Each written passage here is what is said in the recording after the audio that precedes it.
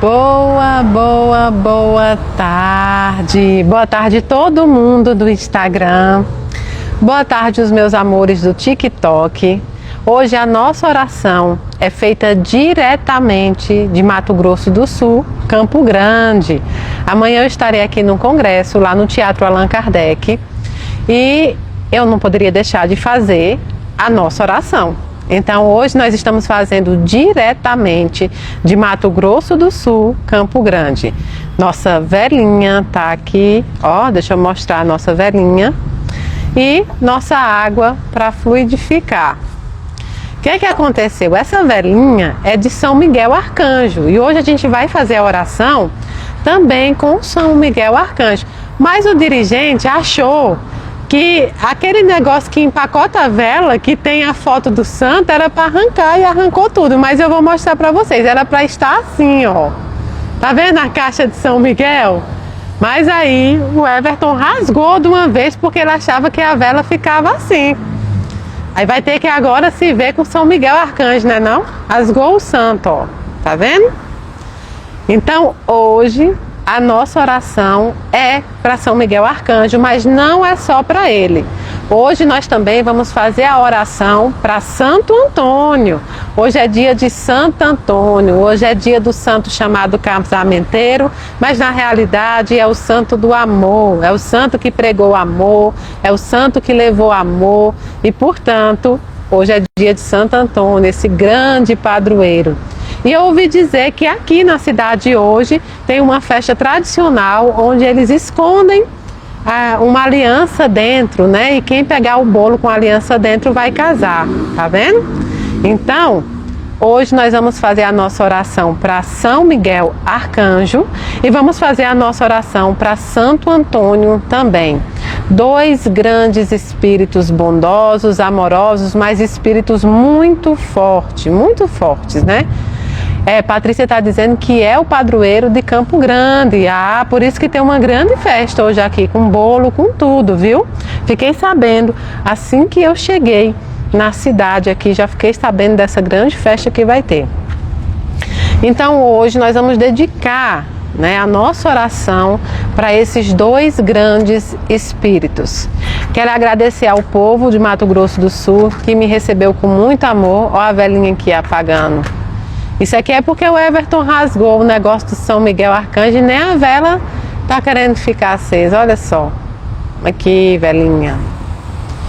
E nós também, nós estamos numa área de fora do hotel, uma área muito bonita, né, com muitas plantas, então tem muito vento, né?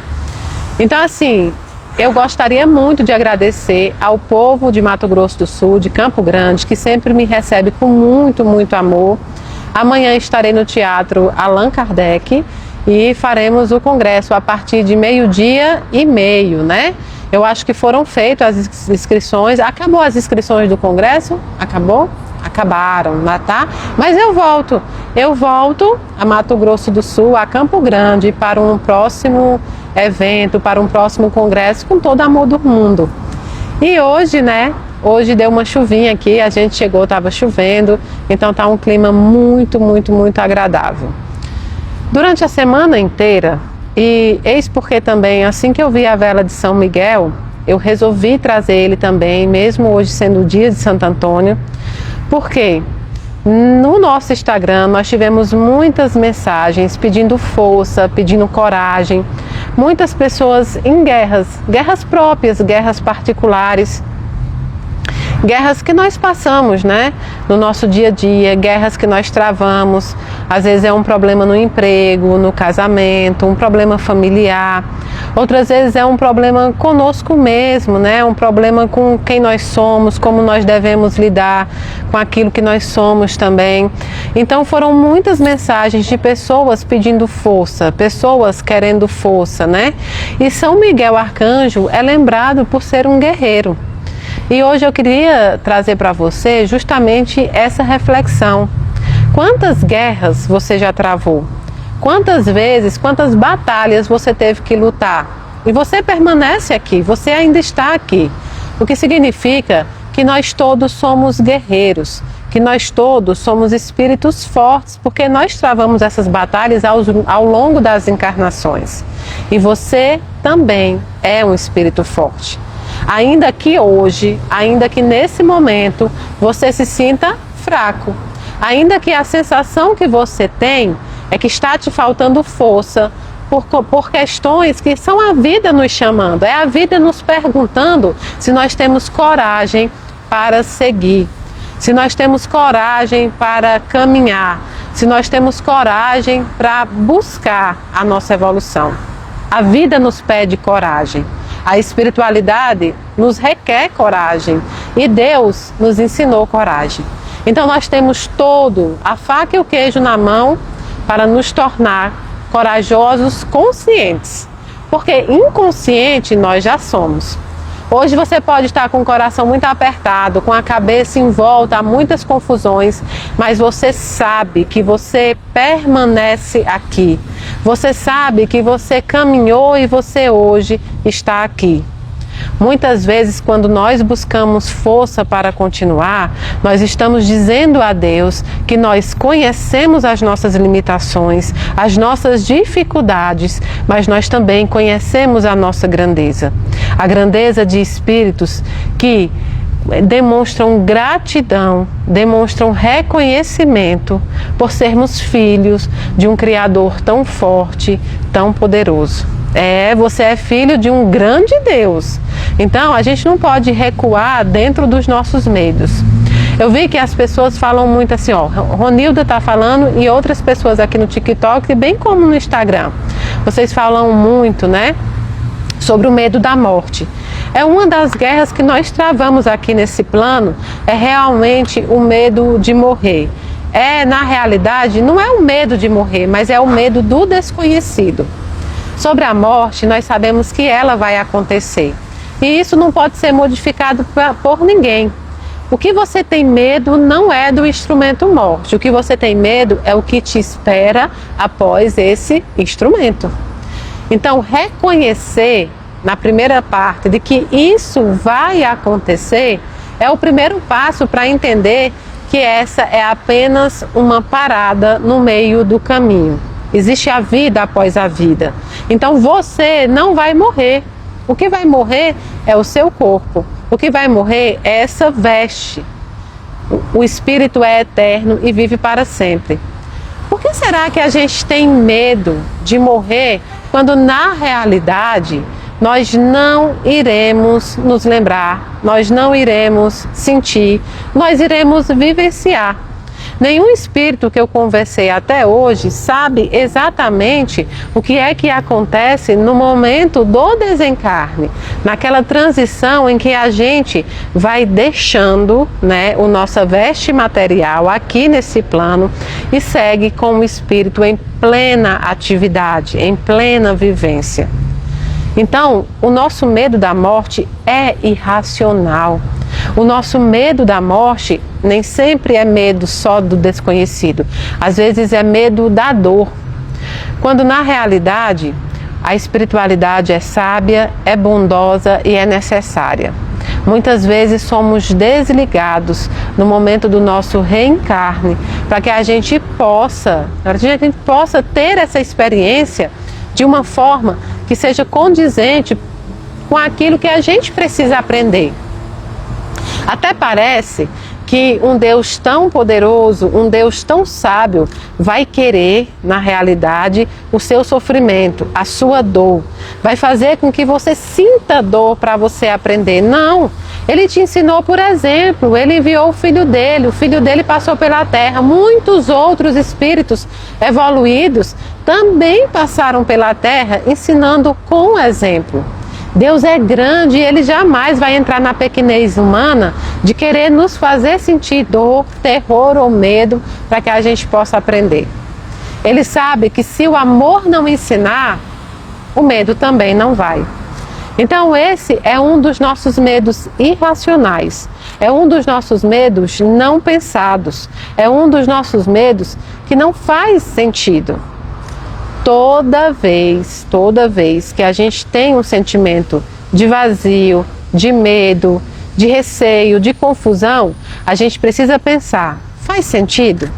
Você só pode deixar o medo ir até um certo ponto, porque senão ele te trava. O medo faz parte do processo de sobrevivência humana. O medo faz com que a gente tenha mais segurança e tenha mais cuidado para com os nossos atos. É só por conta desse sentimento chamado medo que o ser humano consegue sobreviver ao longo das encarnações. O instinto de sobrevivência vem também por esse sentimento. Ele nos para porque senão muitas vezes nós não iríamos conseguir parar por conta própria. Outro falou assim: tenho medo de matar os outros. Olha só, de uma certa forma, nós temos muita consciência da nossa capacidade humana. Porém, nós também temos muita consciência da bondade que nós fomos criados. A maldade, o ódio, esses sentimentos de mais baixa, plenitude, eles acontecem quando nós damos espaço, quando a gente pega um espacinho e não preenche com o bem. Então, tudo aquilo que não é preenchido pelo bem, dá abertura para o mal. Não que a gente nasça com esse entendimento e nasça com essa vontade de praticar o mal. É uma brecha que nós damos. Eu lembro que a minha mãe, como ela é protestante, ela fala muito assim: não dê brecha para o inimigo. E algumas vezes a gente que é de outra religião ou doutrina, a gente pensa: como que inimigo? O inimigo somos nós mesmos. Eu entendo essa frase dos meus irmãos evangélicos: não dê brecha para o inimigo. E aí você acha que o inimigo é o outro, e aí você acha que o inimigo são as coisas ruins que os outros produzem conosco, mas não. O inimigo somos nós mesmos, O inimigo somos nós, porque somos nós que damos espaços para as coisas ruins crescerem dentro de nós. Já perceberam quantas vezes nós trazemos, Quantas vezes nós alimentamos um mal desnecessário? Quantas vezes nós tornamos um sentimento que pode ser resolvido com facilidade em algo tão grande que ultrapassa todas as barreiras? Da mesma forma que a gente tem essa capacidade, nós também temos a capacidade de fazer uma transmutação, transformar a energia má em energia boa, transformar sentimentos maus em sentimentos bons. Esse também é um poder que Deus nos concedeu. Só que para que a gente possa usar essa benesse que nos foi concedida, a gente precisa atuar dentro dela. A gente precisa nos equilibrar, a gente precisa nos reconhecer enquanto filhos de Deus, enquanto filhos da espiritualidade. Muitas vezes o que a gente faz é o contrário. Nós, em vez de nos reconhecermos como algo bom, como espíritos bons, nós nos tornamos maus. Muitas vezes, por quê? Porque somos incapazes de nos reorganizar para o bem.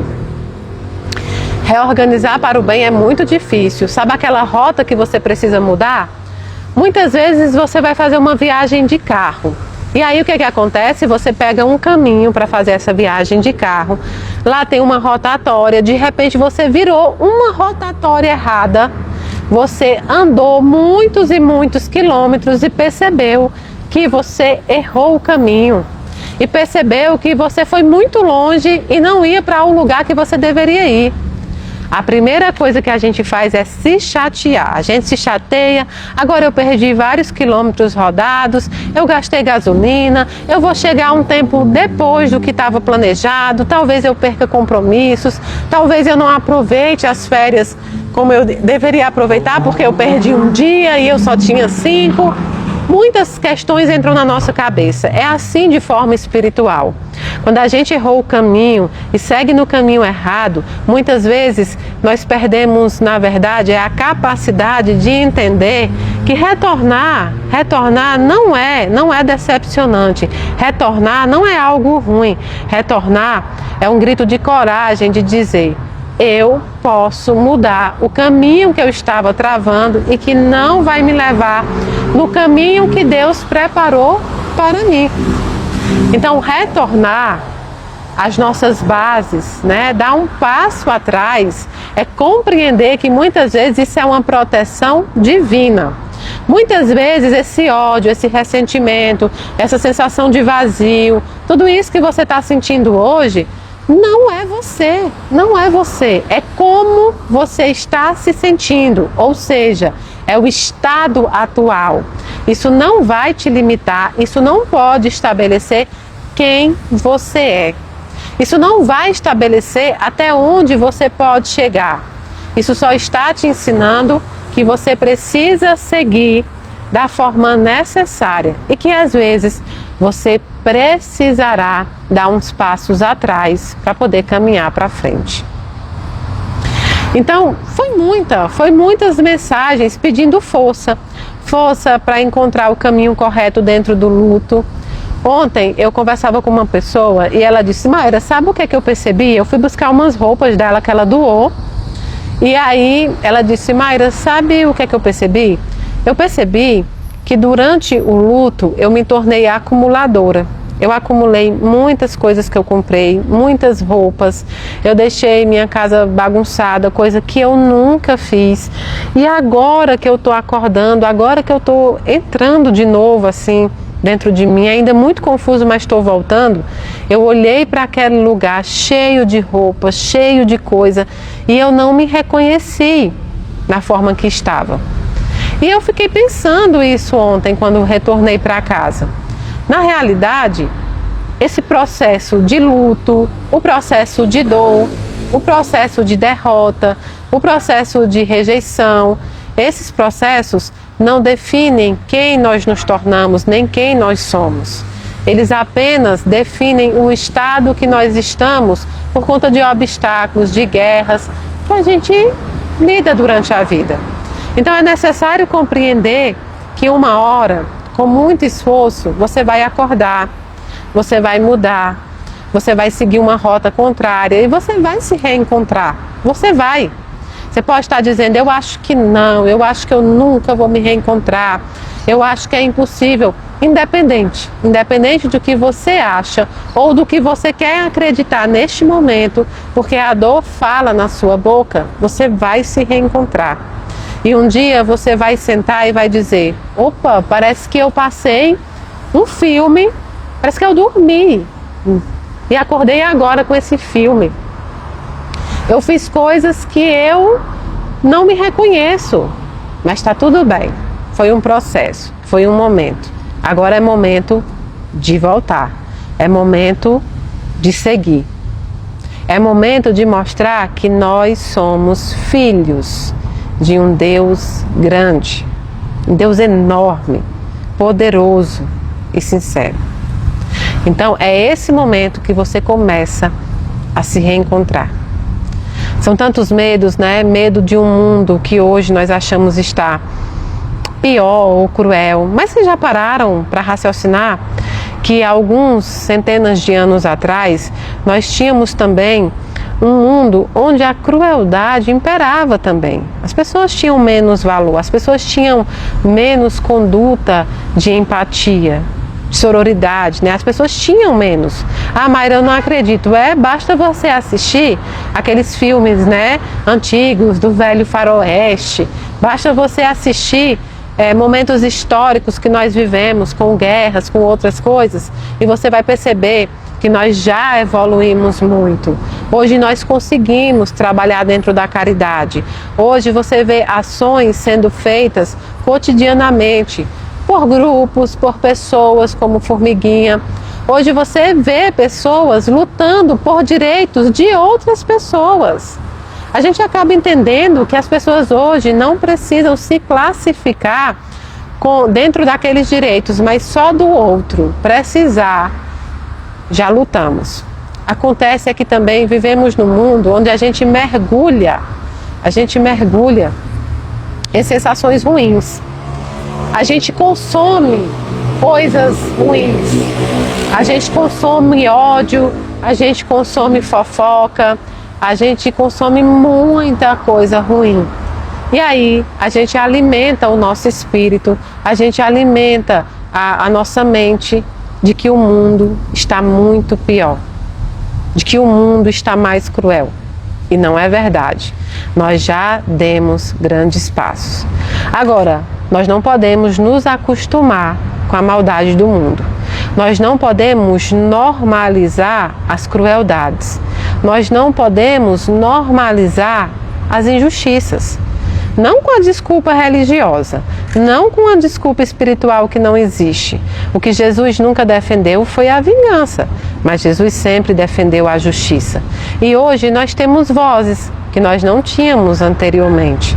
Então hoje nós podemos nos reconhecer enquanto cidadãos que temos os direitos ativos, não só do mundo material, mas também do mundo espiritual. Há algum tempo a gente não podia exercer a nossa religião, a nossa doutrina livremente. Há algum tempo a gente não poderia exercer o nosso próprio reconhecimento como mulheres. Sim, é verdade, nós ainda enfrentamos muitas coisas, mas hoje nós já buscamos os nossos direitos. Antigamente nós éramos segregados, mortos por conta da nossa raça. Hoje já existem leis que nos protegem, ainda que não essencialmente, nem 100%, mas já é um avanço. E nós temos a nós, irmãos, que podemos proteger uns aos outros. Não seja você o consumidor de conteúdo de ódio. Não seja você consumidor de conteúdo de violência, de conteúdo de fofoca, que além de não engrandecer o seu espírito, vai prejudicar outra pessoa. Pense que você faz aos outros aquilo que gostaria que fizessem com você. Tenha mais empatia pelo sofrimento e pela dor alheia. Tenha mais paciência com o luto dos outros. Entenda que quando alguém entrega uma pessoa que muito ama a pátria espiritual, as reações são diferentes para cada um. Algumas pessoas terão uma dificuldade extremamente elevada de reconhecer dentro do luto uma experiência terrestre. E é preciso que a gente acolha essa dor dos outros no nosso colo. Santo Só Jesus me perguntou se eu tenho alguma tatuagem. Não, eu não tenho nenhuma tatuagem. Eu já quis fazer uma tatuagem há um tempo atrás, até sobre uma mensagem espírita, tá? Mas acabei não fazendo. Por quê? Porque o tempo passou e eu, a sua vontade, não fiz. Se a sua pergunta é se pode fazer tatuagem, talvez na doutrina espírita, a doutrina espírita não proíbe exatamente nada. Nossa doutrina é instrutiva, né? O espiritismo, ele não impõe, ele expõe. Então não nos proíbe nada. E a tatuagem é algo, gente, que fica na pele, né? Então quando você desencarnar, a grande maioria das tatuagens também sumirão. Existem tatuagens que ficam marcadas no perispírito, tem efeito no perispírito? Sim, existem sim. Mas são aquelas que são ligadas a atos malvados que nós praticamos. Uma tatuagem que nos remete à crueldade. Essa, assim como muitas outras coisas, pode ficar marcado no seu perispírito. Então, não tem problema algum. Quantas tatuagens eu já não vi de mães que fizeram homenageando seus filhos? Tatuagens que, na realidade, elevam um padrão de um certo homenagem, de uma homenagem mesmo. Gravar na pele, né, aquela homenagem. Então não há problema nas tatuagens que são feitas com pensamentos bons, com outras intenções. Há problema nas tatuagens ligadas à crueldade e à maldade. Isso há problema. E não é em si a tatuagem, é o quê? É a intenção, é o porquê, como você fez e para que você fez. Por que aquela tatuagem? Você queria que aquela tatuagem alguém olhasse para você e reconhecesse o que nela? Então é isso, é sempre isso. É sempre o modo que a gente pratica. Diniz diz, infelizmente tem muita preconceito contra pessoas tatuadas, né? É verdade, né?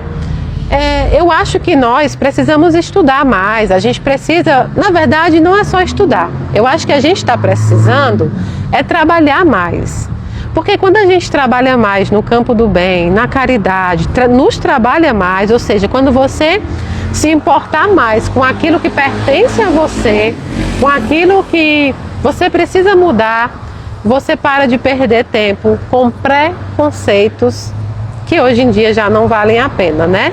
Então, eu acho que é um caminho de nos preocupar mais com aquilo que nós temos que trabalhar em nós. Se você não gostar de tatuagem, o que acontece? Não precisa fazer. É uma liberalidade sua. Agora, o outro gosta. Respeite o gostar do outro. Respeite a intenção que o outro fez, tá bom? Então sim, eu já pensei em fazer tatuagem, mas veja, eu queria fazer uma frase que tem na lápide de Allan Kardec. Mas eu sou muito medrosa com injeção, tá, gente? Com agulha, eu sou mesmo. É uma coisa surreal. Eu tenho, eu sei lá, eu tenho medo de injeção, é uma coisa desse tipo. Então eu acho que foi isso que me fez, né, também não fazer. E claro, numa conversa minha com o Daniel, não por conta da tatuagem em si, mas por conta da minha disciplina. É preciso que o médium, ele também converse com o mentor e com a espiritualidade que acompanha ele, para, não é pedir uma autorização, mas para entender o que eles acham sobre determinadas decisões que o médium tem que tomar. E não é só sobre tatuagem, é sobre tudo. Então, na época também, foi das coisas que me pararam, foi o receio mesmo, né, da agulha, e foi isso. E eu acabei não fazendo, mas acho muitas tatuagens de belíssimo gosto e não tem problema nenhum. A gente é tão preocupado com aquilo que vai ser desfeito, não é? Porque a tatuagem vai ficar no seu corpo material e vai ser desfeito. A gente se preocupa tanto com o que é superficial que a gente esquece do que é profundo, né? Do que é espírito mesmo.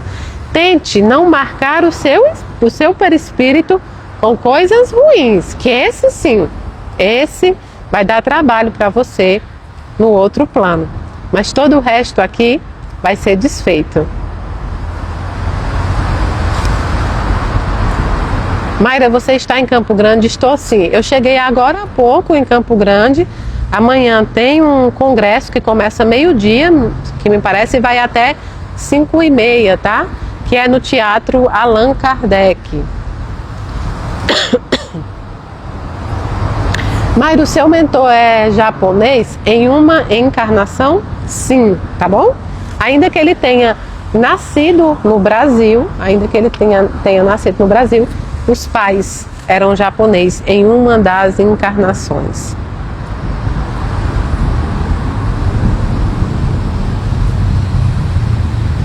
Muito obrigada.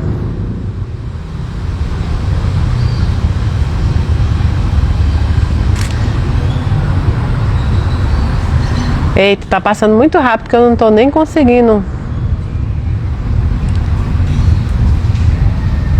Sobre depressão. Claro, falo sim. Entendi agora seu pedido. Depressão é uma doença física. Ainda que muitas vezes por uma irresponsabilidade religiosa ou por uma irresponsabilidade emocional, as pessoas queiram criar uma ideia de que a depressão é uma doença espiritual, é falta de fé em Deus. Entende? Criar dentro de uma doença uma situação em que nós escolhemos estar ou não estar. E isso não é verdade. Toda doença física tem fundo no espiritual. Ponto. Isso está certo. Mas as depressões e as doenças físicas precisam ser tratados no campo físico também.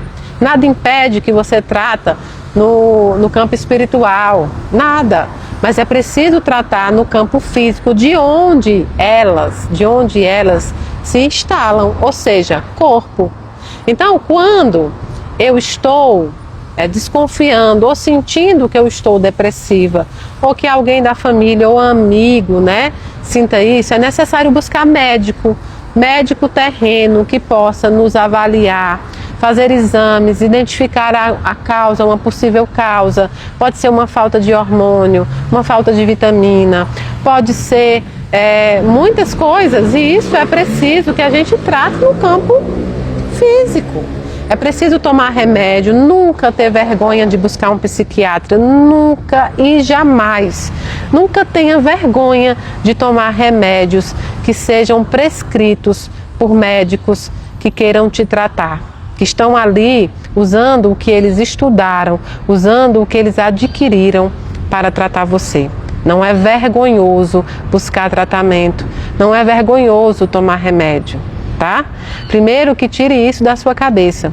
Eu sempre digo para vocês o meu exemplo, porque eu acho que o exemplo é que ensina, né? No momento que eu sofri a perseguição que vocês acompanharam tantas vezes, né? Acompanharam muitas vezes o meu calvário, sofrendo a perseguição por parte de irmãos que se intitulam espíritas também. E quando eu reconheci que estava demais para mim, eu procurei o psiquiatra. E até hoje eu tomo um dos remédios que ele me passou. Eu só posso tirar o remédio com o auxílio do psiquiatra. Então eu continuo o meu tratamento sem vergonha nenhuma de dizer que eu tomo remédio, né? Um remédio para um trauma, chama pós-traumático depois da perseguição, e que esse remédio me fez muito bem. Eu tive uma dificuldade ao tomar o remédio porque eu tive que ficar trocando o remédio várias vezes, e eu tive uma psiquiatra e agora um psiquiatra, que é o Dr. Rodrigo Gebrim, em Brasília, né? Que entendem. Eles podem não ter a mesma crença, mas eles compreenderam o que eu passava. Então a gente foi trocando os remédios para que não abalassem a minha mediunidade, porque sim, a mediunidade ela é orgânica, né? Então dependendo muitas vezes do remédio que você toma, ou da substância que você consome, isso dá uma modificada. Então a gente foi trocando os remédios até que encontramos um que realmente foi perfeito para mim, né? Cada pessoa tem um biológico diferente. Mas a mensagem é: não tenha vergonha de tomar remédio, não tenha vergonha de buscar psiquiatra. Quando você está com uma dor no estômago, você vai no médico que trata sobre isso. Quando você está com alguma coisa no seio, você vai lá no mastologista. Quando você está com alguma coisa na coluna, você vai no especialista em coluna. E por que você acha vergonhoso buscar um psiquiatra, tomar um remédio prescrito por quem realmente estudou, né? Ivani pergunta: Mayra, eles pararam, tomaram consciência? Não, de jeito nenhum.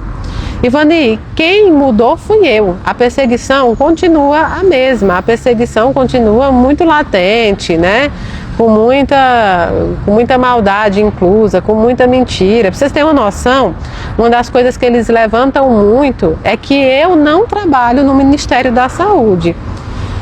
Qual é a chance de todos os dias eu fazer uma live lá dentro no meu horário de almoço e vir aqui para 700 mil pessoas para dizer algo que não seria verdade? Então, assim, é uma situação muito complicada. Quem mudou fui eu. Eu comecei a compreender que cada um tem uma natureza e que eu jamais me deixaria confundir quem eu sou com aquilo que eles querem fazer com que eu seja o aparente. E eles atacam muito essa questão de internet, de visibilidade. Então foram grandes professores, porque o que é que você aprende? Não, eu não estou aqui para ganhar seguidor, eu não estou aqui para ganhar fama, eu estou aqui para fazer o meu trabalho. Então, quem mudou fui eu. Hoje eu não assisto nada deles. Eu pedi para todo mundo não me enviar. Então eu não sei o que está acontecendo. Eu sei que eles ainda continuam, porque hora ou outra alguém comenta, alguém diz, alguém mostra, ainda que eu hoje não abra nenhum vídeo deles, nada. E eu deixei muito a crivo dos outros. Se você acreditar em uma pessoa que não me conhece, que não conhece meu trabalho, que sequer já pensou em fazer um trabalho pelo menos parecido para ajudar o próximo e não acreditou em mim, que venho todas as vezes na internet, eu não posso fazer mais nada, eu só posso fazer o meu trabalho para quem quer, né? Para quem acredita e para quem quer caminhar. Então, foram muitas coisas. Na época, mandaram várias coisas para o meu trabalho, que era na presidência. Ninguém nunca soube que eu trabalhava na presidência. Por quê? Porque eu nunca misturei o meu trabalho espiritual com nada e eu jamais deixaria que alguém misturasse meu trabalho com política. Eu não misturo o trabalho espiritual, entende? Então, eu não escondi que trabalhava na presidência, eu simplesmente nunca contei, eu deixei isso. Então eu passei por várias eleições aqui com vocês e vou passar esse ano. E vocês nunca vão me ver falar algo a respeito de A ou de B. Eu sou uma cidadã, eu exerço o meu voto, eu trabalho com muita honra, com muito compromisso, porque eu trabalho para o povo brasileiro, né? E no Ministério da Saúde é um trabalho ainda maior, porque você trabalha e você consegue ajudar, né, o seu povo, você consegue ajudar muita pessoa com o seu trabalho. Cada um lá faz o seu trabalho e consegue. Então, o que é que acontece? Os meus chefes sempre foram muito pacientes, muito amorosos e sempre, nunca misturaram, tá bom? Então, isso surgiu. O meu nome é Mayra Alexandrina Leobino Freitas. Quando eu surgi na internet, por uma questão de força, por uma questão de coragem, de tudo, foi criado um pseudônimo, né, que é Mayra Rocha. E quando eles divulgaram a perseguição, eles disseram que eu usei isso para enganar as pessoas. Eles mandavam mensagem dizendo assim: o nome dela nem é Mayra Rocha, é Mayra Alexandrina Leobino Freitas. Bom, qualquer um que tivesse interesse em ver o CNPJ da casa, que é público, saberia que meu nome é Mayra Alexandrina Leobino Freitas. A OAB também é publicada na internet, assim como vários cargos que eu já tive, né, durante a minha vida. E eles usaram isso e muita gente caiu nisso, acreditou, entendem? Então, assim, eu sou Mayra Rocha e hoje eu entendo o porquê o Rocha, porque eu precisava ser. Mas outra coisa também que as pessoas não sabiam é que o meu marido tem sobrenome Rocha, entenderam? Por isso também Mayra Rocha. Outra coisa que falaram sobre eu ser divorciada, colocaram em negrito e sublinhado e mandaram para o meu trabalho, como se ser divorciada fosse algo terrível. Só que eu sempre fui um livro aberto, eu uso os meus exemplos aqui com vocês e eu já falei isso, né? Usaram muitas coisas assim, foi uma perseguição muito latente. A única coisa é que hoje eu busco o caminho certo, que é a justiça. Então, há pouco tempo, houveram condenações de youtubers, né, que foram muito baixos, assim, foram realmente... E todos esses processos são públicos, então as pessoas podem olhar. Mas hoje o que eu busco é a justiça e hoje sim, se quiser criticar, se quiser falar que não acredita nas cartas ou não acredita em Mayra Rocha, ou quiser fazer uma discussão doutrinária, não tem problema algum, nenhum problema, de jeito nenhum. O que eu não aceito mais é falta de respeito. Então, eu sempre disse, a partir de agora, toda vez que eu for desrespeitável, haverá um processo na justiça. Ah, Mayra, mas isso não tinha que perdoar? Sim, estão perdoados. Mas isso fica de exemplo para que as pessoas aprendam a respeitar. E eu não poderia estar aqui falando para vocês terem força se eu deixasse me violentar. Eu não poderia estar aqui falando para as mulheres que tenham coragem de sair, né, de relacionamentos violentos e tóxicos, se eu deixasse que me violentassem. E a perseguição que eu sofri foi uma violência não só contra médium. O pano de fundo foram as cartas. A perseguição que eu sofri e sofro foi por conta de bandeiras que eu levantei e que não deveriam ser consideradas bandeiras a ser levantadas. É algo normal da experiência. Então eu falei sobre Umbanda, que eu tenho um amor danado. Eu falei sobre homossexualidade, sobre transexualidade. Eu falei sobre tudo, que é assim que deve ser feito. Mas eu não sou a senhora da razão, as pessoas podem ter a sua crença, porém, precisam respeitar. Então não acabou a perseguição, ainda existe, só que eu mudei, eu olhei para mim e falei, eu não posso deixar pessoas de espíritos tão pequenos, né, encerrar um trabalho que não é meu, esse trabalho não é da Mayra. Quando eu pensei em desistir, eu falei, não, você não vai desistir do que não é seu, a gente só pode desistir do que nos pertence. Não me pertencia, né? Pertence a Deus. É isso mesmo, Maria. Inclusive eu fiz o casamento da Maria, né, e da Mayra, e foi uma das coisas também que nós fomos muito criticados. Foi o casamento das meninas. Eu já fiz 2 casamentos, né, na casa de 2 meninas. Então, a gente tenta mostrar com isso que o importante é o amor. Que o importante é o amor, que o importante é a relação que se tem ali. E bom, e aí aconteceu tudo isso. Então, as cartas são panos de fundo, porque elas simplesmente, elas são uma questão de crença. Você acredita, você não acredita. Agora, todo o resto que inventaram, todo o resto que criaram foi de uma crueldade enorme, né? Uma crueldade enorme. Então, hoje não, hoje eu mudei e isso também serve de exemplo para vocês. Às vezes, você não precisa guerrear com o mal. Às vezes, vencer a guerra é soltar esse cabo de guerra. Eu comecei o início dessa perseguição tentando provar a minha verdade. E eu sigo mostrando quem eu sou e deixando que as pessoas escolham. Mas o pior foi quando saiu, né, a nota da UOL, que foi muito mentirosa, tanto é que a gente ganhou na justiça e a gente ganhou o recurso agora também, porque eles recursaram, porque eles queriam que a gente não tivesse o direito de pedir indenização. Eles queriam fazer um acordo onde eles colocariam minha nota de retratação lá, onde eles me dariam o direito de resposta e concordaram, mas eles queriam que eu assinasse um acordo com a cláusula que eu abria mão da indenização. E eu disse que não, que eles poderiam recorrer e demorar mais. Eu não tenho pressa. Em relação a isso, eu não tenho pressa, porque já ficou provado. Em relação a isso, não tenho pressa alguma, mas não abrirei mão da indenização. Uma, porque prejudicou 250 famílias, que eu tive que descadastrar na época que eles lançaram essa matéria mentirosa. E segundo, que se fosse um canal de comunicação sério, sabendo agora que erraram, que deram barrigada, como chamam, já teriam tirado do ar. E nunca tiraram, sabe por quê?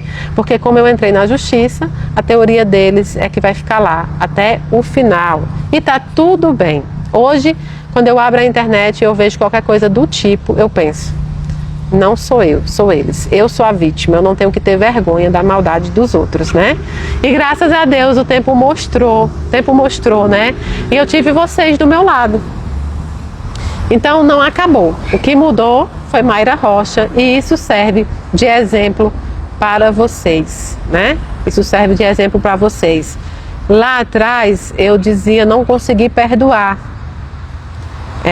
Eu sempre fui muito sincera com vocês. Então lá atrás eu dizia eu ainda não consigo perdoá-los. Hoje eu posso dizer para vocês que eu não só perdoei no meu íntimo, mas para mim, como eu também sou indiferente a esses ataques. Então hoje eu não assisto, eu não quero saber, eu passo alheia a isso. É uma perca de tempo danado deles tentar me atingir, porque hoje, claro que eles ainda continuam fazendo. Esses dias chegou uma lei no Ministério da Saúde, fazendo várias perguntas, qual era o meu salário, onde eu trabalhava, enfim, querendo saber exatamente tudo. E é isso, nunca vão parar. Talvez se eles perdessem, se eles ganhassem tempo fazendo bem, eles conseguissem provar que eles tinham, né, boas intenções. Mas isso nunca foi com boas intenções. Isso sempre foi pano de fundo. E eles aproveitaram uma era em que eles achavam que iam crescer, porque a internet realmente produz muitos covardes, né? Então, na época eles acharam que era isso que ia acontecer, mas eu tinha plena certeza de que o trabalho não era meu, o trabalho é de Jesus Cristo e quem protege esse trabalho é a espiritualidade. E eu entreguei a espiritualidade, tudo isso, mas eu tive muita ajuda de vocês, as mãezinhas que foram me defender, as mãezinhas que testemunham, né? Os pais, a pessoas que foram, né? Em minha defesa, em defesa do trabalho. Então eu só posso dizer que eu também recebi muito amor, tá bom? Hoje em dia para mim não é nenhum entrave falar nisso. Tem vários processos ainda na justiça caminhando, outros que vão entrar agora, porque é preciso, né? Eu jamais vou baixar. Uma coisa que eu não vou mais baixar é a guarda. Fez algo que é crime, eu irei buscar a justiça e ela decidirá. Vai ser sempre assim, tá bom? Vaninha, minha querida, já tinha dito que você tá carente, né? Um beijo, Vaninha. Samara, Larissa. Larissa e Vanessa são daqui. Eliana. Muita gente boa aí, não é? Vocês estão escutando esse som ou não? Porque sai no microfone. Sai? Sai não. Tá passando um carro de som agora aqui.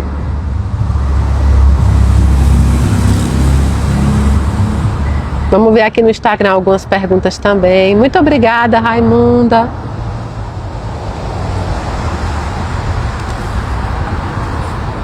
Ó, uma grávidazinha estava perguntando assim: oi, Mayra, estou grávida pela primeira vez. Queria saber se o espírito do meu bebê já está habitando o corpo dele ou se isso acontece só na hora do nascimento. E se ele já me acompanha antes da concepção? Será que foi isso? Vamos falar. Olha só, nós que somos espíritas, nós estudamos e aprendemos que a acoplação total do espírito com a matéria se dá com o nascimento.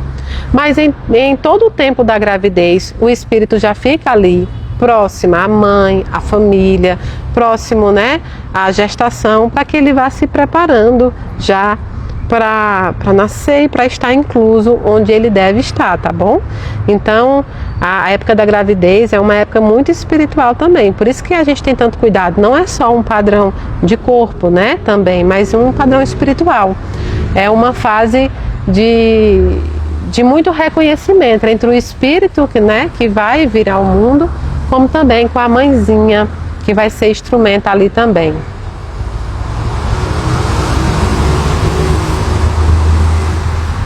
Nancy, um beijo, minha querida.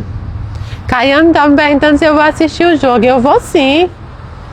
Claro que eu vou assistir o jogo. E outra coisa, as pessoas, mas o Brasil tá ruim. Mas não, minha amiga, deixa a gente torcer. Deixa a gente torcer, o que é que tem? Não quer torcer, não vai torcer, mas eu vou torcer pelo Brasil e eu vou sempre acreditar, né? A gente precisa acreditar. Uai, nós somos brasileiros, né? A gente precisa acreditar. Eu vou assistir o jogo. Vou torcer, creio, né? E você pergunta, mas Mayra, o futebol não é besteira? Não, gente, futebol é esporte, futebol é alegria. Quando nós sabemos lidar, né, com ele. Então é um momento bom, um momento que o país todo está unido, o país todo, né, tá irmão mesmo, é igual Natal. Fala se não é, se Copa do Mundo não é igual Natal. Vocês podem até não querer dizer, né, assim, não é, mas é igual Natal. No Natal tá todo mundo unido, na Copa do Mundo também tá. Vez ou outra dá uma treta, mas isso faz parte. Então eu vou sim, rapaz, eu vou sim. E eu ainda fico tentando, né, brincar com as pessoas lá, que eles fazem bolão, essas coisas, e eu fico lá tentando também acertar, como todo mundo. Vou torcer sim. Dona Keilen. Mayra, eu sou de Recife e eu queria saber quem cometeu, né, autoextermínio fica vagando até chegar a hora certa que ele tinha para partir. Roberta, isso foi, como é que eu posso dizer? Isso foi uma visão de uma quantidade de espíritos ou de um espírito sobre um livro que foi escrito pela nossa querida Ivone Pereira do Amaral, mas que o livro diz respeito, né? Que o livro diz respeito à visão de determinados, de 5 espíritos. Isso não significa dizer que é uma regra geral para todo mundo. Cada espírito, uma história diferenciada, um padrão diferenciado. Então, não é algo que você pode aplicar para todos. Eu sempre disse para vocês, e foi uma das coisas que também pesou nos meus discursos, é que eu não acredito que as pessoas que desistiram, elas cometam isso. Elas são vítimas. vítimas delas mesmas, vítimas da sociedade, vítimas de mim, de você. Virgem, apaguem a vela do sino.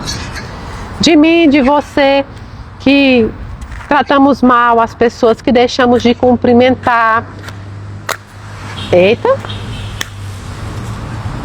Então eu sempre acho, misericórdia, eu sempre acho que nós temos responsabilidade. E entender essa nossa responsabilidade é buscar. Gente, tá molhado o fósforo. Epa, peraí. Agora vai, agora vai. É que tá ventando muito, gente. Eu tô do lado de fora. Mas entender isso, entender a dinâmica do amem-se uns aos outros, é entender que quando as pessoas desistem deste plano, eles não têm falta de fé em Deus, eles têm falta de fé na humanidade. Então tá aí a nossa culpa nisso tudo.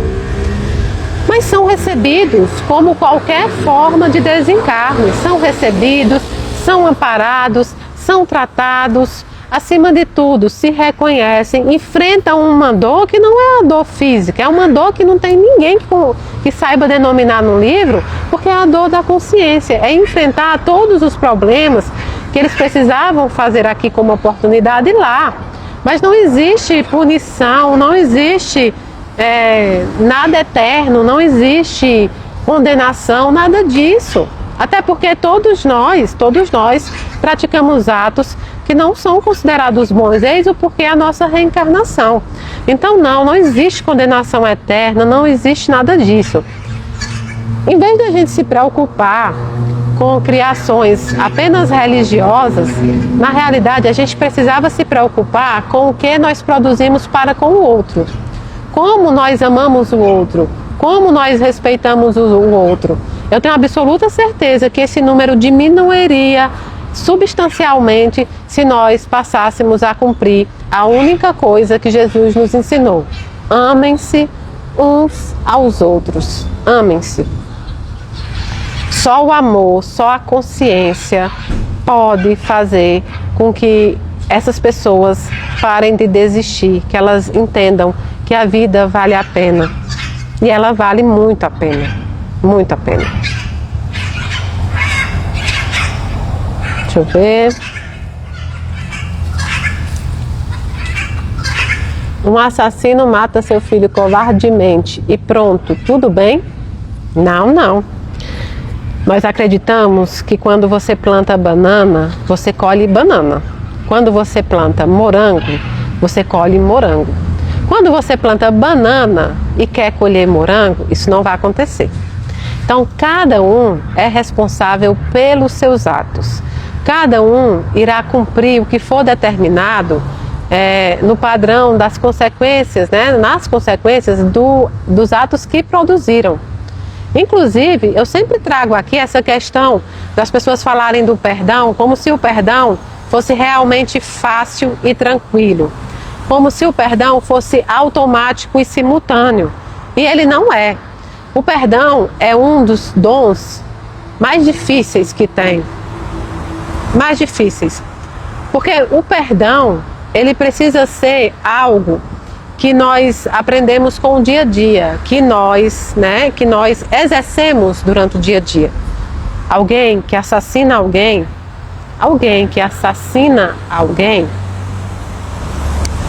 ele, na realidade, fez a sua própria prisão. Ainda que você diga, não, a justiça não foi feita, mas é porque nós ainda temos uma visão material da justiça, e apenas material. Nenhuma pessoa que tira a vida do outro consegue deitar a cabeça em paz.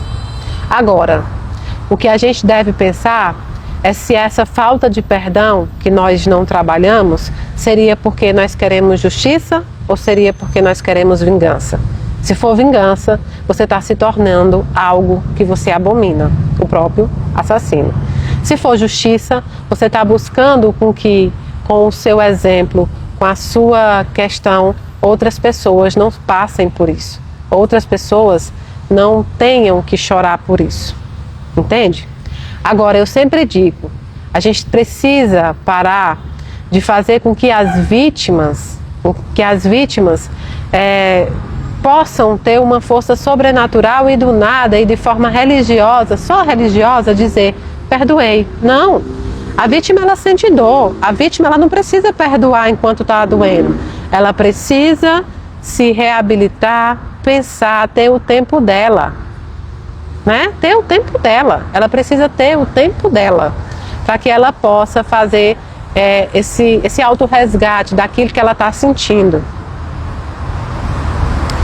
Quando a gente fala assim, se a pessoa vai pagar, eu quero que vocês pensem, eu não vou aqui dar uma fórmula pronta porque eu nem tenho, mas pensa você, quando você diz, eu quero que fulano pague pelo que ela me fez, o que é que vem nesse pague? O que é que você está sentindo? E o que é o pagar para você? É você que vai determinar a pena daquela pessoa? É você que vai dizer o que ela merece? Você sabe o que ela merece? Já que você está se situando no julgador, você sabe o que ela merece?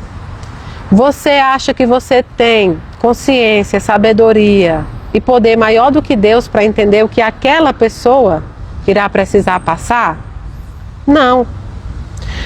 De novo, o que a gente precisa entender é que nós temos sentimentos, nós nos magoamos, nós temos o sentimento de injustiça e esse sentimento deve ser acolhido. O que a gente precisa trabalhar é sair do sentimento da vingança e entrar no sentimento da justiça. E não é fácil, e não é simples, e não é num dia do outro, e não é porque eu sou religiosa, e não é porque o pastor, o padre, a médium está falando aqui, é porque todos os dias eu vou lutar para odiar um pouquinho menos. Eu não vou acordar amanhã e dizer eu perdoei. Outra coisa, falando para essa mãe que teve o filho assassinado, outra coisa é o que você passou requer perdão, o perdão crístico. Maria teve que perdoar. Mataram o filho dela também. E ela assistiu todo o Calvário. Todo o Calvário. Maria teve que perdoar. Nós já nos perguntamos se Maria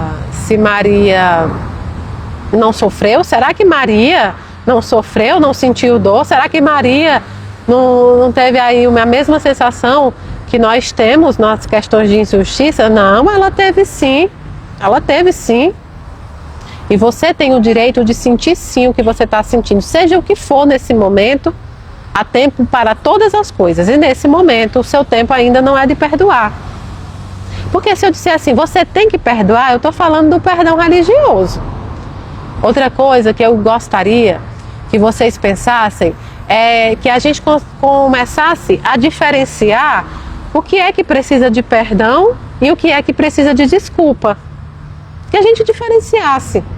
Perdão é necessário para aquilo que fere o nosso espírito. Então só você vai conseguir saber se aquilo feriu o seu espírito ou se foi um aborrecimento talvez muito grande, mas não te feriu. Por exemplo, alguém que fofocou de mim no trabalho. A família que fofocou de mim, que é uma coisa normal, todo mundo passa por isso. Isso, será que é uma questão de perdoar ou de desculpar? É necessário que a gente traga a importância da palavra perdão, a essência do que precisa perdoar. No seu caso, sim. É preciso perdoar aquela pessoa que assassinou o meu filho? Sim, isso é uma questão de perdão. Mas pode não ser hoje. Não se cobre para ser. Apenas se estude ao ponto de entender o que está saindo de você. É desejo de vingança ou é desejo de justiça? A justiça tem sempre que ser buscada, em todas as etapas. A vingança, ela pode até momentaneamente te preencher, mas não vai saldar essa dívida e não vai fazer com que esse processo seja menos doloroso. Eu gosto de uma tirinha que um menino pergunta para outra assim: e se a gente matasse todos os assassinos, o que nós seríamos? E a menina responde: assassinos também seríamos. Será que você quer se tornar aquilo que você tanto abomina? Mas, de novo, a vítima precisa de acolhimento. Se tem uma coisa que eu não gosto de ouvir, é quando alguém fala, tem que perdoar, porque todo mundo comete erro. Quando alguém traz o agressor, muitas vezes, numa situação que deve ser trazida de forma amorosa pelos nossos traços de irmandade, mas esquece de acolher a vítima que está sentindo dor. Essa vítima precisa ser acolhida, essa vítima precisa ter o tempo dela. Eclesiastes dizia, há tempo para todas as coisas debaixo do sol. Hoje, talvez não seja dia de perdoar, mas é dia de pensar. É dia de amanhã odiar menos um pouquinho, e no outro dia menos um pouquinho, e no outro dia entendendo que ódio, rancor, mágoa não faz mal ao outro. Você não vai punir aquele que te fez mal sentindo raiva nem ódio, mas você vai conseguir se envenenar e adoecer ao longo desse caminho. Teve uma mãe que eu conheci já há algum tempo e tinham assassinado o filho dela. E quando eu conheci, ela tinha um desejo de vingança muito grande, muito grande. E ao primeiro tempo, eu jamais vou dizer para uma pessoa que me busca com essa dor, não, você tem que perdoar. Não, não. Veio a carta do filho dela, o filho dela disse que perdoou, o filho dela disse que compreendeu e ela começou a perdoar dali. Outra carta foi de um feminicídio da Bia, a Bia Milano. Bia foi assassinada cruelmente pelo marido, que no dia anterior tinha pedido ela em casamento, moravam juntos e ela estava grávida. Na carta da Bia, ela diz, ele está preso e eu estou livre. E eu não estou falando da prisão de pedras e de grades. Eu estou falando de uma prisão muito, mas muito superior. Eu sou livre, eu vivo, eu vivo. Então, é claro que isso, gente, é algo muito profundo e é com o tempo. É com o tempo. É com o tempo. Somente com o tempo.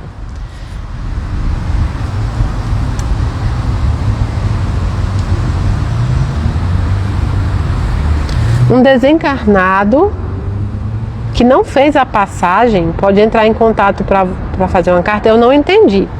Talvez você esteja perguntando se não fez a passagem em paz, talvez, eu não sei. Mas todos podem entrar em contato. Cadê o fósforo?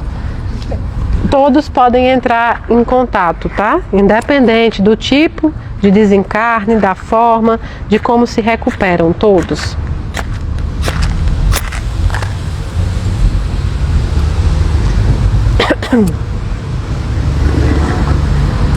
Então agora nós vamos fechar os nossos olhos materiais, tá bom?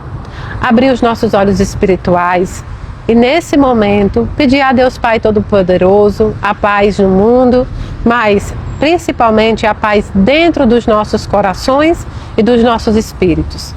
Que nesse momento a espiritualidade amiga possa adentrar no nosso lar, no local onde nós estamos nesse momento e possa nos conceder o abraço que alivia as dores, que ainda que momentâneo, nos faz recostar a nossa cabeça onde nós mais precisamos para nos dar tempo de alinhar os nossos sentimentos. Pedimos a Deus Pai Todo-Poderoso por todas as pessoas que passam pela injustiça praticada pelos próprios irmãos. Pedimos por essas mãezinhas, paizinhos e tantos outros entes queridos amados que passaram pela injustiça de ter uma vida retirada do seu seio. Pedimos ainda por todos aqueles que clamam nos hospitais pela cura, pelo socorro, pela amenização das dores. Pedimos à Bezerra de Menezes que nesse momento, com sua falange, visite cada um que sofre com as mazelas físicas. Pedimos ainda à espiritualidade amiga que visite todos os países em guerras, que protejam todas as pessoas e que concedam a paz do Cristo. Pedimos por todos os idosos e crianças que moram em lares de acolhimento, pedimos por todos os presidiários do mundo inteiro, que seja levado o dom do arrependimento e do perdão. Pedimos ainda pelos nossos irmãos que lutam contra as dependências de substâncias, dos vícios, todos eles. Pedimos também por todos os desempregados do mundo inteiro, que portas se abram para cada um. Pedimos por todas as mulheres, para que elas possam ser socorridas em seus momentos, para que elas possam ser protegidas da violência. Pedimos a São Francisco de Assis, que possa proteger todos os animaizinhos, principalmente da brutalidade humana. Pedimos a Nossa Senhora, Mãe por adoção, Mãe da eternidade, que possa receber no seu colo todos os entes desencarnados, principalmente aqueles que, por motivo do desespero, tiraram a sua própria vida. Pedimos ainda a Nossa Senhora que esteja com todos os enlutados nesse momento, aliviando cada coração que entrou nesse momento de oração pesado.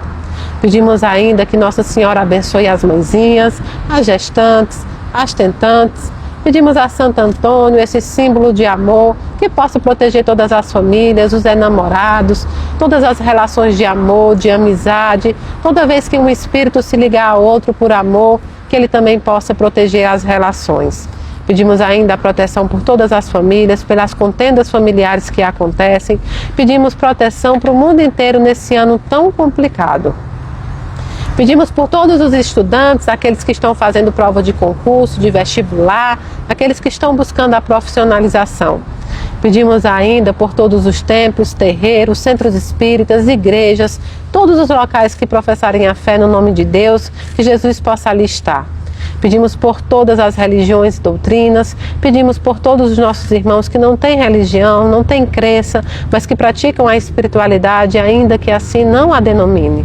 Pedimos por todos aqueles que, por motivos seus, pedem socorro e consolo ao Pai Criador. Pedimos ainda por todos os voluntários do mundo inteiro, pela Casa de Caridade Inácio Daniel, pelo nosso mentor que nos guia e por todas as casas de caridade, ONGs e todas as equipes que fazem o trabalho da caridade. Que esses voluntários possam ter sempre força para continuar a caminhada. Pedimos pelo mundo inteiro, pela humanidade inteira, pela paz, pelo amor, pelo perdão e pela caridade. E tudo isso que nós te pedimos não é em nosso nome, mas é em nome do teu Filho, Jesus Cristo, que é bendito e é eterno. Pedimos a Bezerra de Menezes e a sua falange amiga que possa fluidificar essa água que nós beberemos em seguida, que nela possa conter todos os frutos e remédios espirituais que cada um de nós precisamos nessa tarde, já início de noite. Pedimos a proteção e pedimos que essa água possa nos fazer dormir, possa nos fazer relaxar, possa nos fazer curar algumas feridas que são espirituais. E tudo isso que nós te pedimos não é em nosso nome, mas é em nome de Jesus Cristo, que é bendito e é eterno. Que assim seja.